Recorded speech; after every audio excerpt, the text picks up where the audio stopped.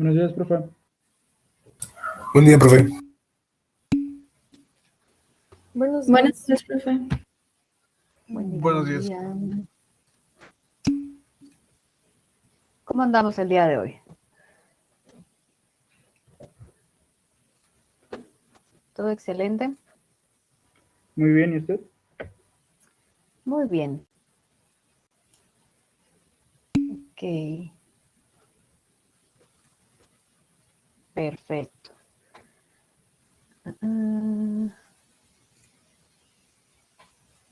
El día de ayer terminamos de ver la parte del reporte de investigación.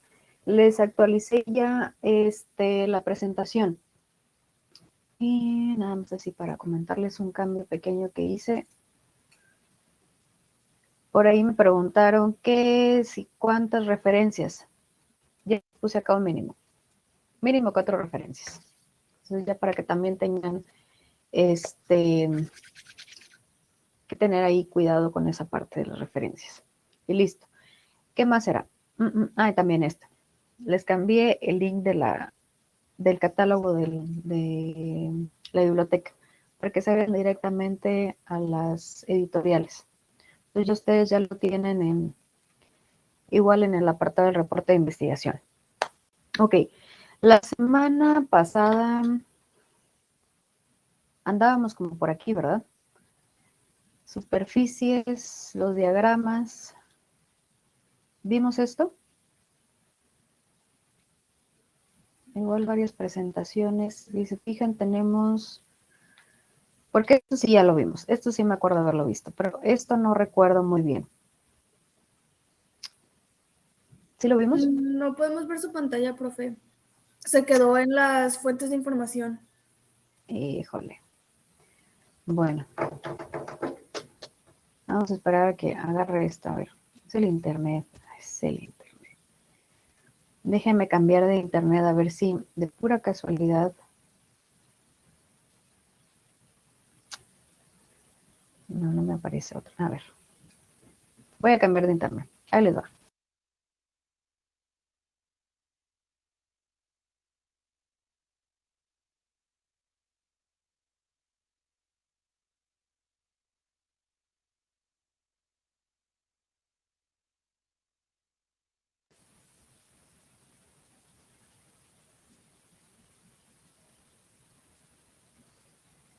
A ver si así. También. Sí, ya se actualizó y esa no la hemos visto. Ok. Entonces, veníamos de acá. Veníamos de los procesos para los cambios de fase de las sustancias puras. Después de ahí, tenemos esta forma de representar esos cambios de fase o el comportamiento de las sustancias en diagramas, para aquellos que somos un poquito más visuales. Las variaciones que experimentan las propiedades de las sustancias durante los procesos de cambio de fase se comprenden mejor con la ayuda de diagramas de propiedades. Estos diagramas presentan cierta información, por ejemplo, podemos encontrar el punto crítico. Este diagrama en específico, los que veamos más adelante, se refieren, todos son con respecto al agua. Nos dice que el punto en el que los estados del líquido saturado y el vapor saturado son idénticos. ¿Qué es esto? En cuanto a densidades, decimos que en ese estado, hablando del punto crítico de cualquier sustancia, la densidad del líquido saturado y del vapor saturado son las mismas. Y nos dice también que por encima de este punto no es posible distinguir las fases líquidas y del vapor. También tenemos la parte de las propiedades presentes en ese punto crítico. Por ejemplo, la temperatura, la presión y el volumen específico, que son las tres importantes que vamos a ver nosotros en los diagramas. Tanto la temperatura, la presión y volumen específico en el punto crítico son conocidas como la temperatura crítica y nosotros la vamos a ver como una T con subíndice CR. Para el caso de la presión es la presión crítica, igual va a ser una P con el subíndice CR. Y para el caso del volumen sería el volumen específico crítico, una V y subíndices CR. Entonces vamos viendo los diagramas que les comentaba. Este es específicamente la del agua.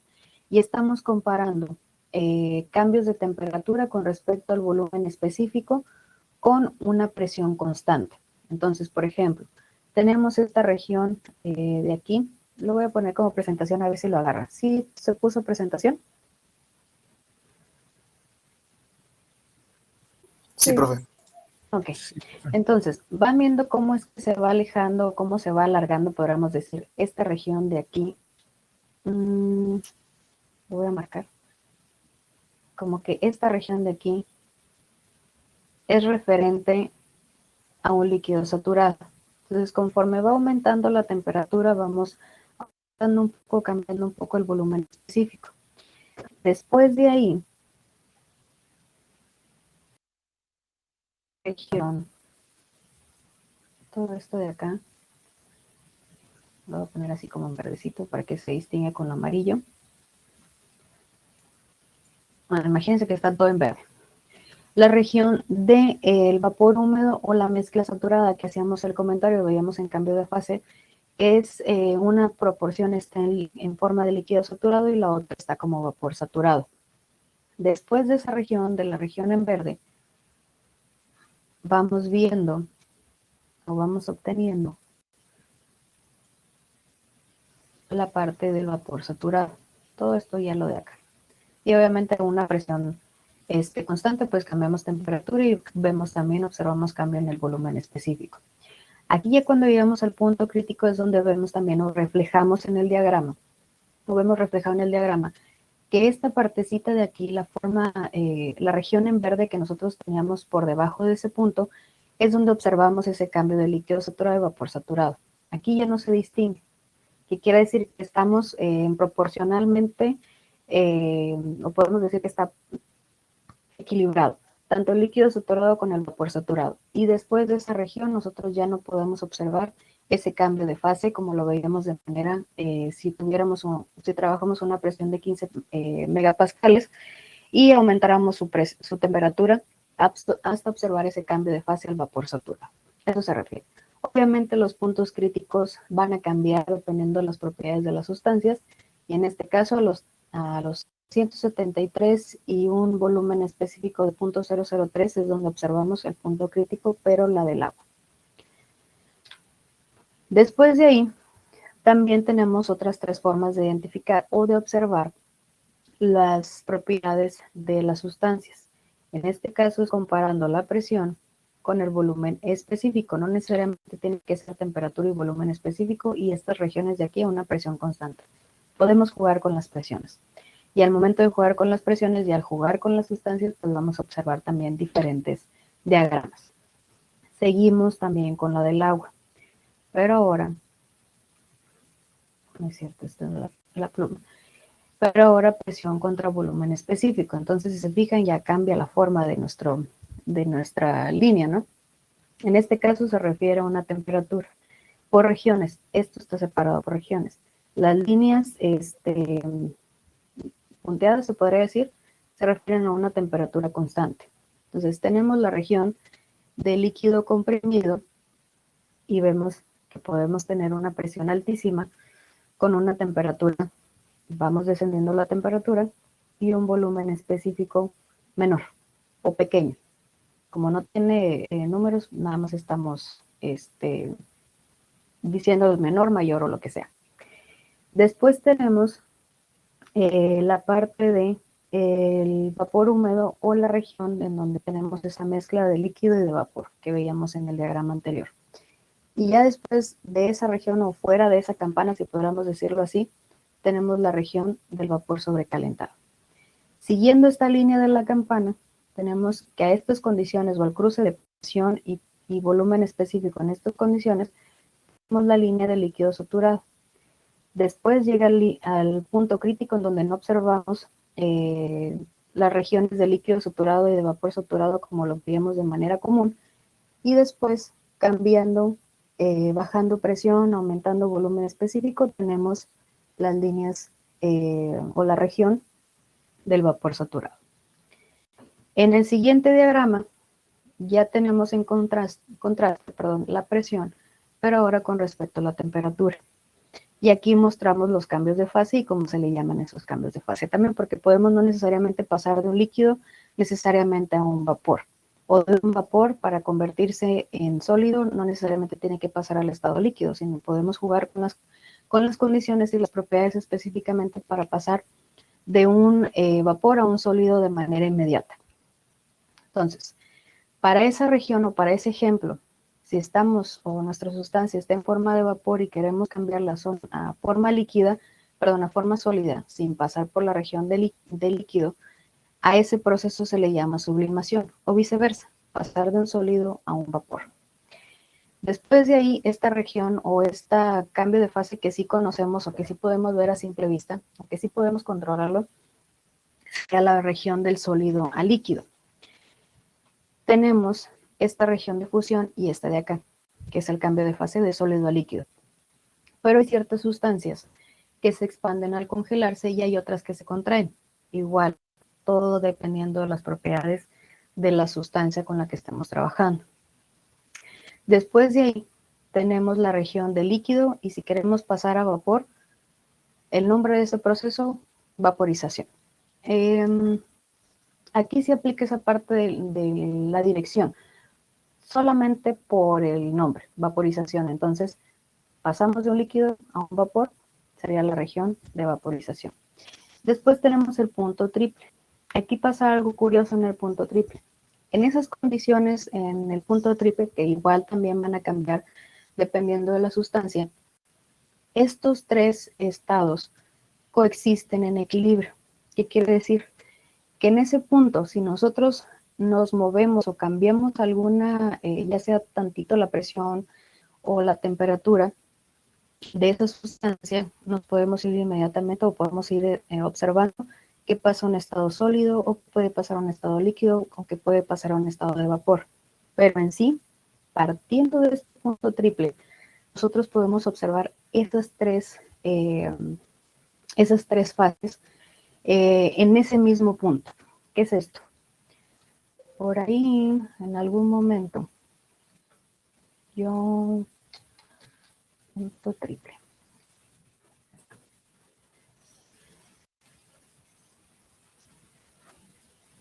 Mira.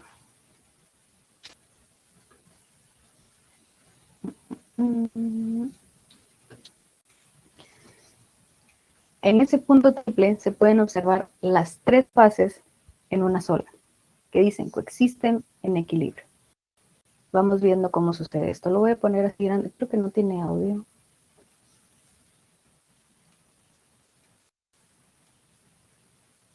No tiene audio. Lo voy a poner desde un inicio.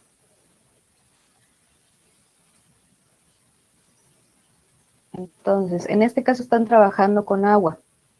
El agua alcanza su triple, el punto triple a estas condiciones, a la temperatura de 0.1 centígrados y a una presión de 0.06 atmósferas. Entonces vamos viendo cómo es que existe ese punto triple. Aquí en este caso pusieron un hielo dentro de una cámara al vacío y empezaron a bajar, bueno, para poder cambiar la presión. Ir bajando la presión hasta los 0.006 atmósferas. Vamos viendo que tiene como que el sólido aquí, ¿no? Y alrededor se puede ver la parte líquida. Y también como que se empiezan a ver unas burbujitas ahí, ¿sí lo alcanzan a ver? Dice como burbujear.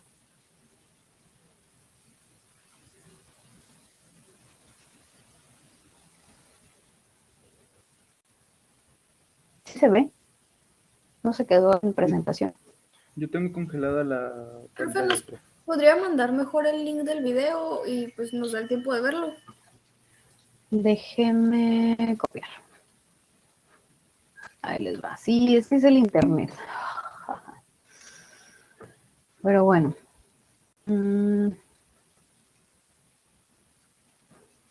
Déjenme cambiar otra vez. Dejé de todas maneras el link ahí en el chat. Voy a cambiar de internet.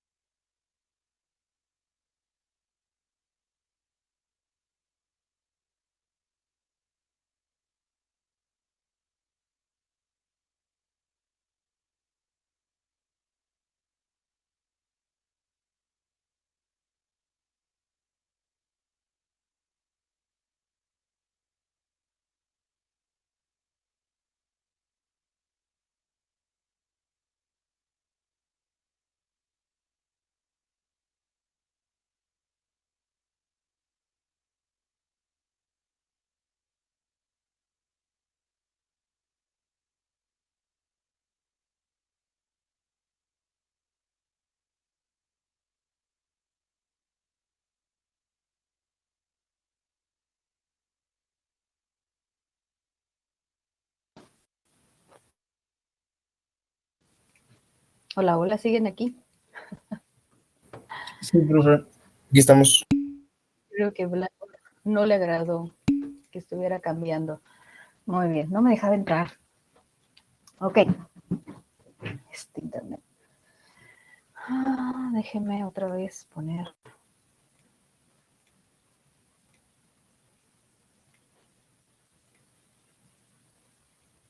Ok.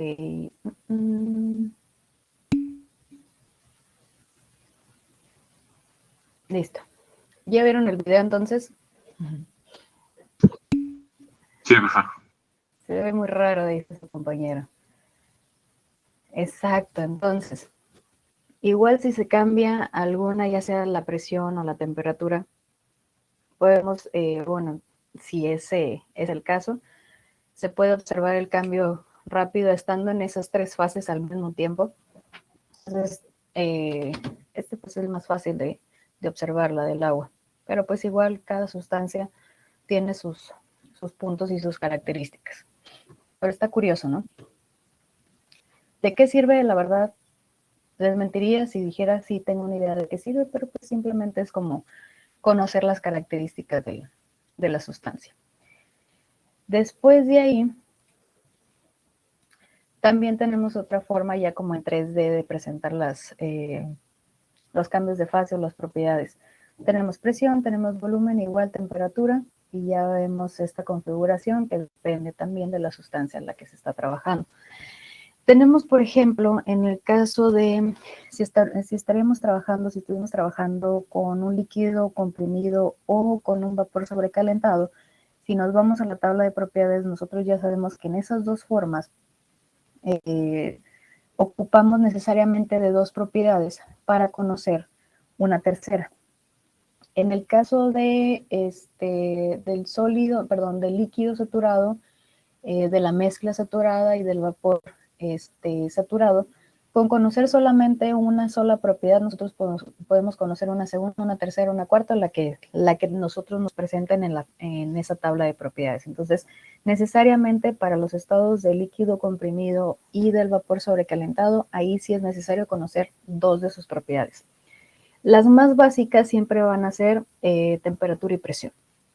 Entonces, que era más o menos lo que viene aquí, específicamente que habla solamente de dos propiedades, o que se ocupan dos propiedades, pero solamente es para líquidos, el líquido comprimido y el vapor sobrecalentado.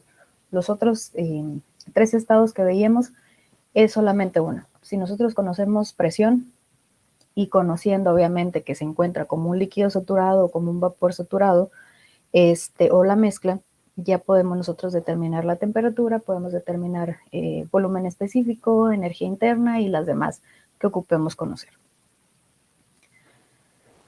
Después de aquí, vemos la tabla de propiedades. Ya más o menos les he enseñado un poquito la tabla de propiedades y la información que viene, específicamente las que nosotros vamos a utilizar. Pero, por ejemplo, existen propiedades que son una combinación de dos o tres propiedades. Nosotros vamos a trabajar con una de ellas y esta es la entalpía. La entalpía es la suma de dos propiedades o es la combinación de dos propiedades, que son, bueno, en este caso tres: energía interna y presión por volumen específico. La energía interna, también les puse aquí la definición, pero también la vamos a ver más adelante. Nos dice que corresponde a todas las formas de energía debidas al movimiento de las moléculas con respecto al centro de la masa del sistema. Específicamente para nosotros, pues la energía interna la vamos a ver o la vamos a conocer a partir de la sustancia en sí. Si ya le queremos poner nombre, sería la masa que estemos trabajando o el trabajo de flujo, perdón. Y para el caso de la presión, por el volumen específico, que esto también lo vamos a tratar más adelante, pero en sí se le conoce como el trabajo de flujo. Términos generales, este trabajo de flujo es el que nos ayuda a introducir o a retirar una sustancia de un proceso o de un sistema. Entonces, al momento de estar introduciendo o retirando masa o una sustancia de un sistema, también estamos afectando o estamos introduciendo, sacando de ella energía interna. Por eso, esta combinación, dijeron, bueno, es más conveniente, en vez de separarlo, en vez de tener tres propiedades, pues juntémosla. Y esa combinación se le conoce como entalpía. En las tablas, nosotros ya vemos también la parte de... ¿Sí se cambió? Me fue el drive. Sí, está en el drive. Ok, Muy bien. Perfecto. Entonces, las tablas de propiedades con las que nosotros vamos a trabajar contiene temperatura, presión, volumen específico, energía interna y aquí está entalpía. Entonces, entalpía nosotros ya sabemos que este valor tanto de líquido saturado de vapor saturado es la combinación de esta energía interna con el trabajo de flujo. Entonces, para llegar a esto, bueno, para llegar de aquí a acá, si fijan solamente es punto 0,01, la diferencia entre la entalpía de la energía interna de líquido saturado a los 5 centígrados es de 21 a 21.001. Entonces, para mover esa energía interna no requirió más que de ese valor de la multiplicación de la presión por el volumen específico. A eso se refiere esa diferencia. Ya para el caso del vapor saturado, tenemos 2.381 contra 2.510. La diferencia de estos dos valores se refiere a la energía de trabajo que se requirió, el trabajo de flujo que se requirió para mover esa sustancia, en este caso hablando del agua saturada, a los 5 centígrados. Ya sea introducirla o retirarla de un sistema. Entonces a eso se refiere.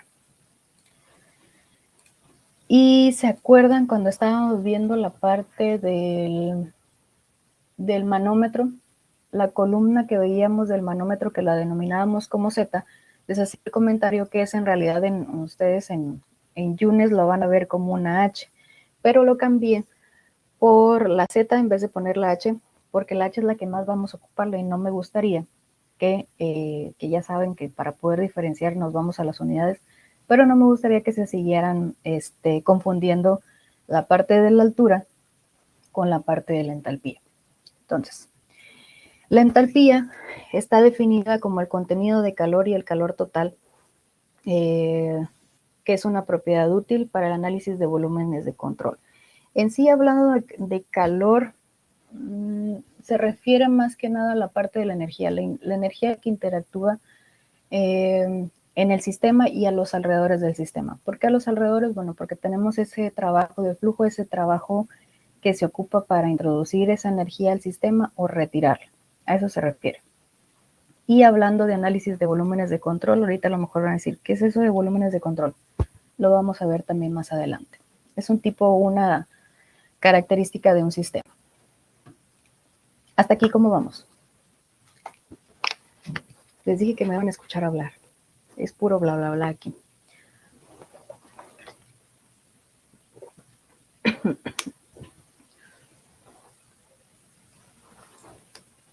Profe, entonces la entalpía es algo que tiene cada material, así específicamente por el material que tenga, por la cantidad de materia que tenga, o depende de otras variables.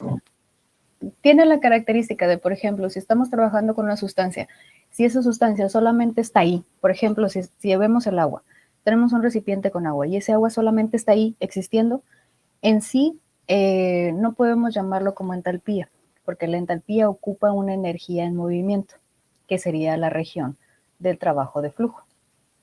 Lo que sí podemos decir que contiene energía interna. ¿Cómo sabemos o cómo vemos o cómo podemos determinar esa energía interna? Sencillo. Ya sabemos que esa agua está como un líquido comprimido. Que nosotros, por no conocer, bueno, podemos tomarla como es el agua, estoy poniendo el ejemplo del agua normal. Podemos decir que está, no sé, 30 centígrados y la presión de una atmósfera. ¿Qué sería un líquido comprimido? Para conocer la energía, en ese caso, contenida, hablando de energía interna, de esa agua, nos iríamos para acá, a la tabla del líquido comprimido. Aquí es donde entra esa complicación que les comentaba. No se tiene mucha información con respecto al líquido comprimido. Hablando de propiedades, no es que no se conozca, sí se pero hablando de los diagramas es muy difícil, hablando de tablas es muy difícil concretarlo en uno solo. Entonces, en este caso, para el líquido comprimido, a unas presiones altas, mayores a los 5 megapascales, o probablemente si encuentren una de 2, tengan tablas de propiedades a diferente temperatura. Por ejemplo, en este caso, los 5 megapascales tendría, y suponiendo que estamos a 40 centígrados, nada más, tendría solamente por estar ahí existiendo una energía interna de 166. ¿Cómo se convertiría en entalpía? ¿Cómo llegaríamos a esos 171? Si esa agua solamente deja de estar existiendo ahí y se mueve, la movemos, se empuja y se vacía a lo mejor en algún recipiente.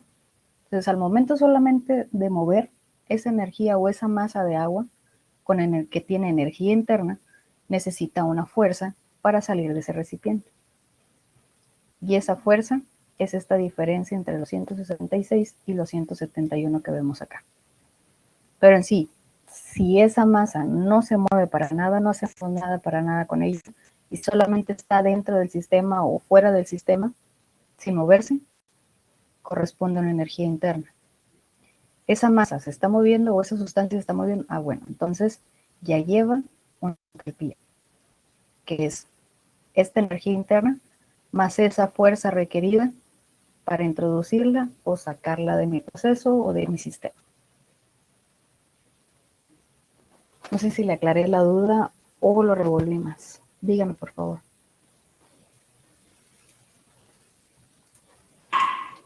No, sí me aclaró un poco las...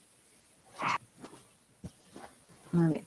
Y ahí es donde entra el análisis de volúmenes de control, que es un sistema, así adelantando un sistema abierto, pero con cierta característica, que también lo vamos a ver. Y vamos a trabajar bastante con volúmenes de control, ¿eh?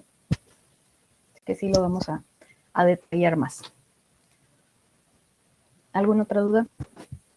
E igual, si también buscan definiciones de entalpía, esta no va a ser la única que van a encontrar. Hay bastantes. Si se encuentran alguna que que ustedes comprendan mejor, adelante. No nada más se queden con esto. Profe, una pregunta. Díganme. ¿El agua se considera líquido, agua saturada comprimida porque está en un recipiente? No es saturado, es líquido comprimido. Comprimido. Por el hecho de estar en el recipiente. No, puede estar también en cualquier parte. Por ejemplo, el mar. Va a tener diferentes características al agua dulce, obviamente, pero se conoce como líquido comprimido. No es que le estén necesariamente aplicando una fuerza, porque si es un líquido comprimido, pues hoy le estoy aplicando bastante fuerza. No, no es por eso. Simplemente por el simple hecho de existir ahí, estar ahí, esté en un recipiente o no, es agua comprimida, agua líquida comprimida. Ok, gracias. De nada. ¿Alguien más? ¿Alguna duda? Profe, ¿me escucha? Profe. Sí. Bueno, no sé si habló primero mi compañero o yo. ¿Hay dos? Bueno, hablo yo. Yo no entendí bien eso como comprimido, o sea, no entendí, la verdad. Pues es un nombre que se le da. Es, ¿cómo se podría decir? Es como explicar como un vapor saturado. Bueno, en sí saturado para nosotros sí tenemos un significado para él. O lo aplicamos para diversos procesos o para diversas situaciones, no necesariamente para una sustancia. ¿Cómo podremos decirlo? Es que en sí ustedes lo que quieren escuchar es el comprimido, ¿verdad? El por qué comprimido, ¿por qué se le llama así? Es que yo, por ejemplo, las latas de aire comprimido me imagino que es un gas y luego le meten oxígeno para que se comprima, ¿no? Creo. Sí, justamente por eso. Me imaginé que era su duda, pero no necesariamente el agua tiene que estar. El agua es una sustancia incompresible. No es con AN, incompresible, porque si no es incomprensible, esa es otra palabra. ¿Qué pasa con esto? Bueno, nosotros le aplicamos una presión a los fluidos incompresibles, no observamos diferentes cambios, no observamos muchos cambios en sus demás propiedades. A eso se refiere específicamente el agua. Pero decimos líquido comprimido. Bueno, entonces se le está aplicando necesariamente una presión para tenerlo, para dejarlo ahí como es el gas, que dice que, como en el caso del aire comprimido, el aire se comporta totalmente diferente. Ese sí podemos hacerle bastantes cambios en cuanto a la presión. Y ya vemos también cambios que suceden cambios en sus demás propiedades. Pero en el caso del agua, que es en sí un líquido incompresible, ahí va la N otra vez, lo podemos someter a presiones muy altas y sus cambios en propiedades no se van a observar. Pero aún así, se le denomina como líquido comprimido simplemente por estar ahí. Le cambiamos presión, le aumentamos su presión, no observamos propiedades, no observamos cambios en sus propiedades. Sí tiende a confundirse por esa parte del líquido comprimido, si lo ponemos o si lo comparamos con otras sustancias, como son los gases, o como son el ejemplo que puso del gas comprimido, que sí decimos, bueno, está una presión muy, muy alta. El agua también puede estar a una presión muy alta. La diferencia entre una y otra es que no observamos cambios en sus propiedades, como lo haríamos como en el gas.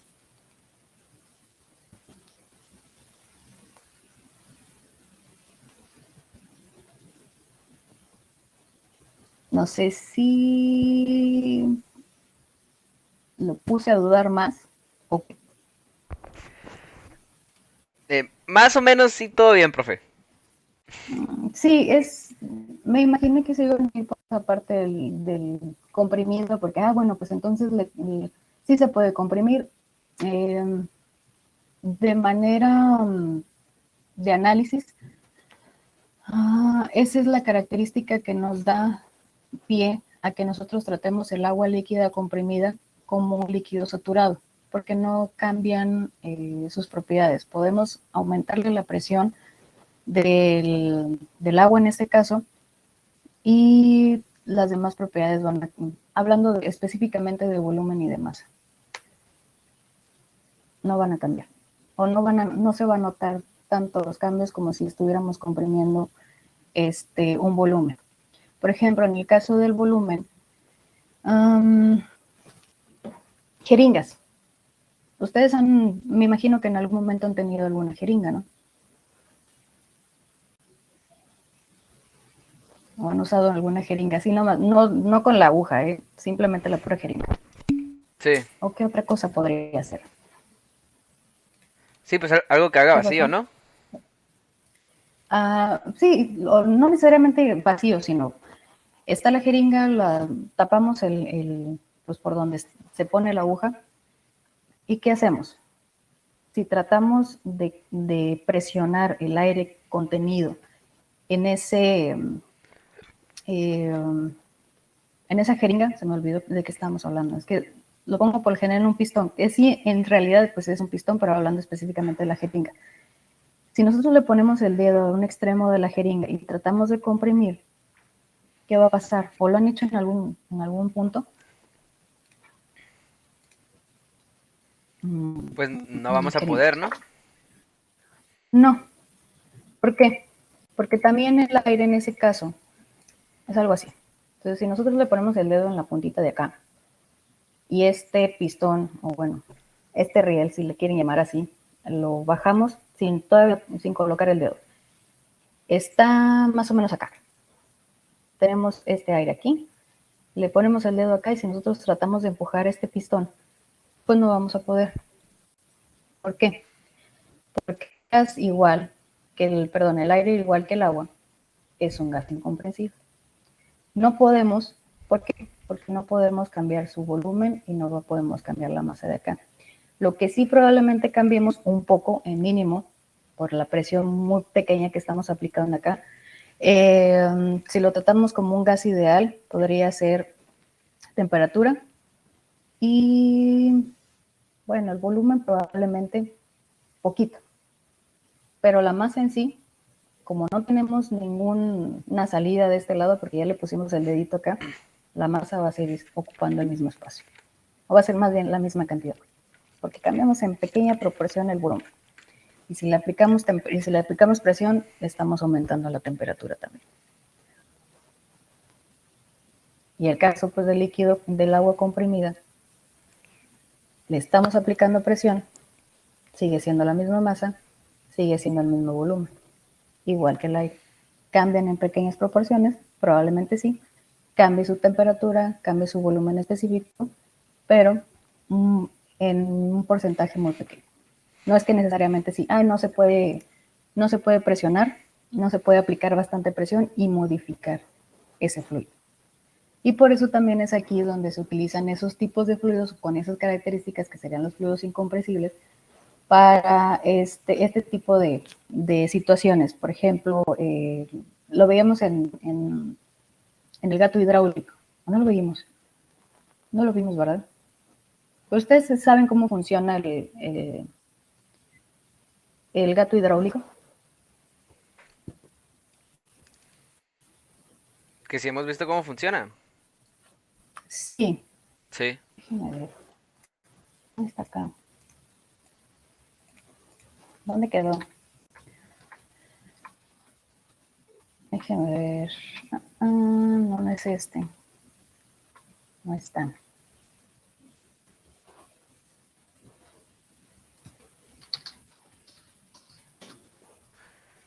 Por ejemplo, este. El principio de Pascal. Entonces, ¿qué hace aquí? Agarra la característica de ese fluido incompresible. Puede ser agua, puede ser aceite. Alguno que otro. Ahorita no se me viene a la mente más que esos dos.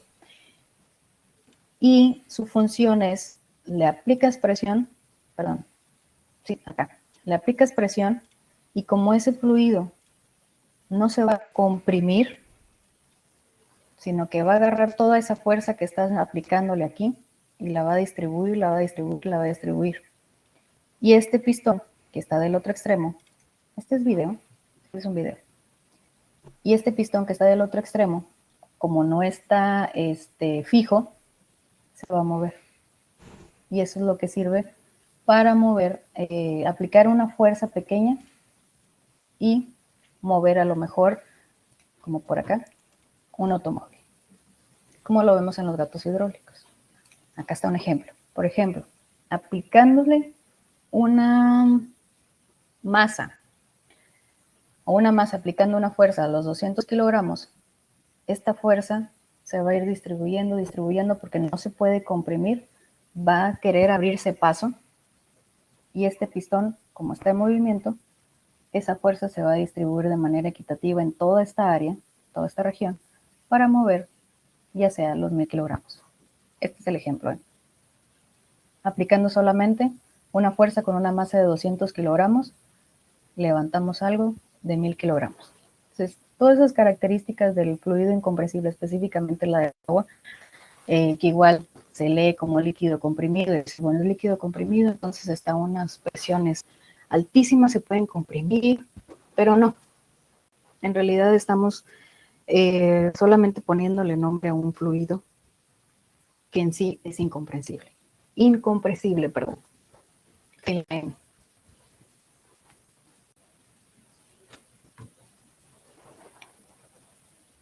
Ya nos desviamos bastante del tema, ¿verdad?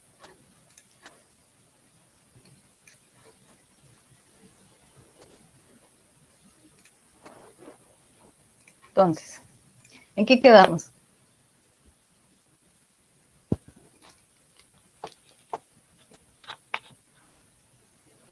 En que el agua no es compresible. Muy bien. ¿Alguna otra duda? Yo sí, pero Dígame. mencionó que la diferencia de la entalpía con la energía interna es lo que nosotros, cuando ponemos en movimiento el agua. O cualquier sustancia. Ajá, de cualquier sustancia. Esa es esa presión que sale ahí en la ecuación, presión por volumen. Ese de acá. Ajá. Se quedó.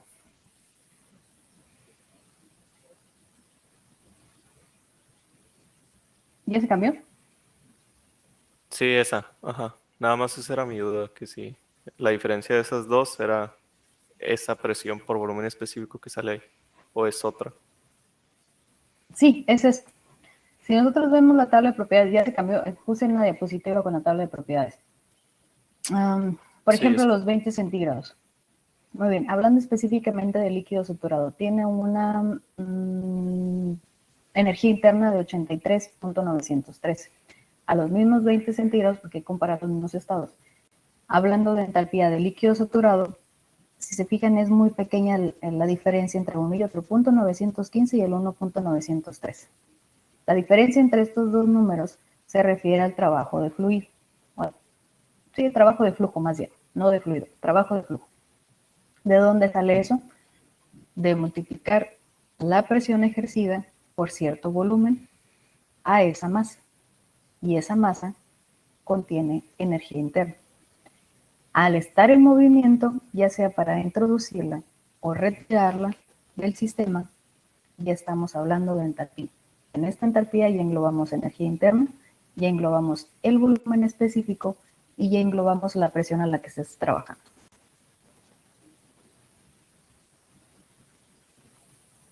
Es una combinación de tres propiedades, en este caso. Ah, ok, es nuestro trabajo. Ok. Pues,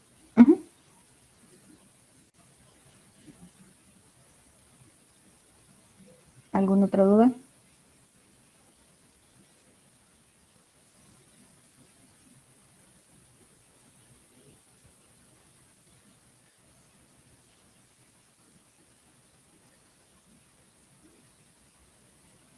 ¿No?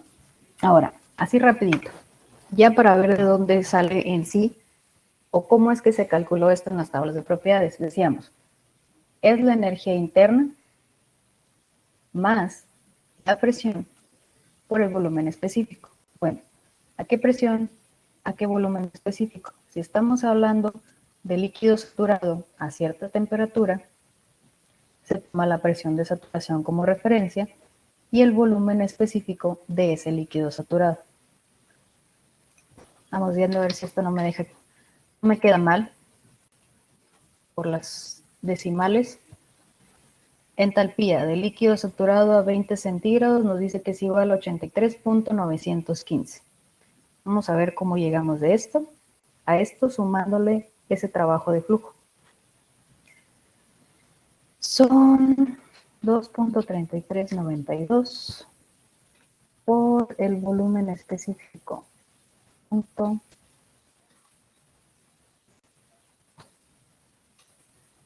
Y a eso solo sumamos a la energía interna. Tenemos los 83.915. Ya los demás decimales pues ya no aparecen acá.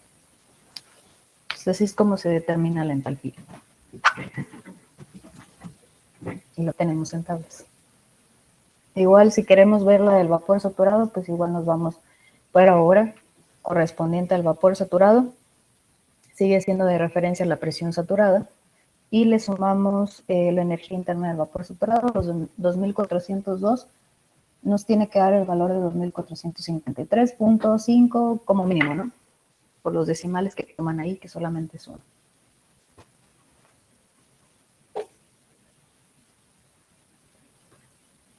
Ay, ¿qué pasó?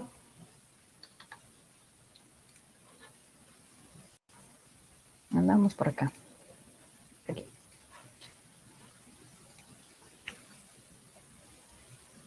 ¿Sí? ¿Cómo andamos? ¿Dudas? Profesora, yo tengo una pregunta. Díganme. En el caso de que, pues usted mencionó que la entalpía tiene que ver con la energía interna y cuando está en movimiento, Pero en el caso de cambiar el movimiento, por ejemplo, por temperatura, ¿no hay alguna otra propiedad que sea la energía interna más la temperatura? A ver si le entendí. Usted dice, ¿es modificar la energía interna debido a la temperatura? Sí. Sí, claro, se puede y lo podemos ver en tablas de propiedades. Si se fijan, nosotros estamos cambiando temperaturas acá, 5, 10, 15, 20. Igual, tomamos de ejemplo el líquido saturado y vemos también un cambio de energías internas. Si nos regresamos a la definición de la energía interna que corresponde a todas las formas de energía debidas al movimiento de las moléculas, si nosotros le aplicamos energía en forma de calor, ese movimiento de las moléculas se va a mover, se van a volver locas, podríamos decirlo así. Entonces va a haber más movimiento de las moléculas. Ese movimiento es con respecto a la energía interna o la podemos definir como la energía interna. Nosotros aumentamos temperatura, vamos aumentando esa energía cinética, le queremos llamar así, de las moléculas conforme vayamos aumentando su temperatura. Específicamente hablando del agua. Tenemos una temperatura de 50, aumentamos la energía interna. A 55, de 209 pasamos a 230. Al igual que si nosotros estamos aumentando esta temperatura que aumenta la energía interna, también aumentamos la entalpía. Que igual también está aumentando el volumen específico.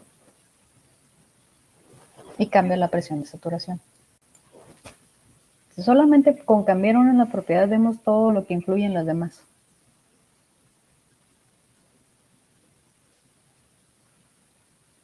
Ok, profesora, es que no sé si esté correcta, pero lo que estaba mencionando antes del líquido comprimido, yo asumí que se decía comprimido porque, no tanto porque se esté poniendo una fuerza al líquido, sino porque como hay menos energía interna por la temperatura, está más como compacto en las moléculas. No puedo estar equivocada, pero no. No, todo depende de la región del líquido comprimido. Nosotros ya veíamos cuando cambiábamos a la parte del líquido saturado, que era por definición un líquido que está a punto de evaporarse. Entonces, antes de llegar a esa región, que en sí es considerando la temperatura y la presión de saturación, o la presión y la temperatura de saturación de esa sustancia, específicamente la del agua, nosotros sí lo vamos a poder tomar como líquido saturado. Antes de eso, como líquido comprimido. Pero al igual si lo vemos en las tablas de... ¿Dónde quedó?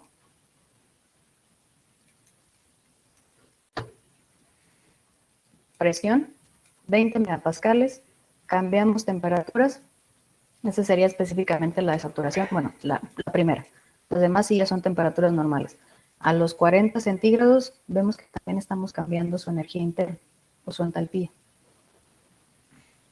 Todo es basado en las propiedades de la sustancia y de esos límites de cambios de fase. Entonces, si nosotros cambiamos temperatura, estamos cambiando la propiedad de energía interna.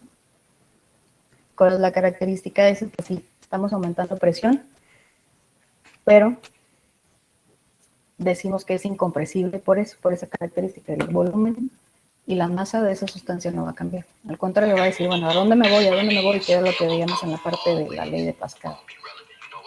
Estoy aplicando una fuerza.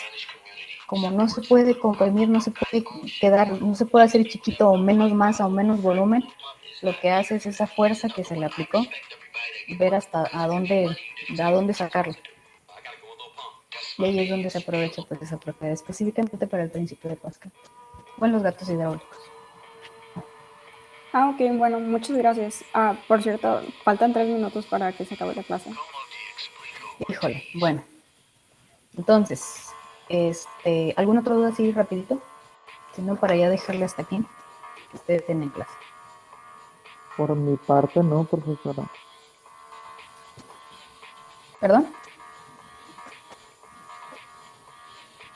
Que por mi parte no, profesora. Ok.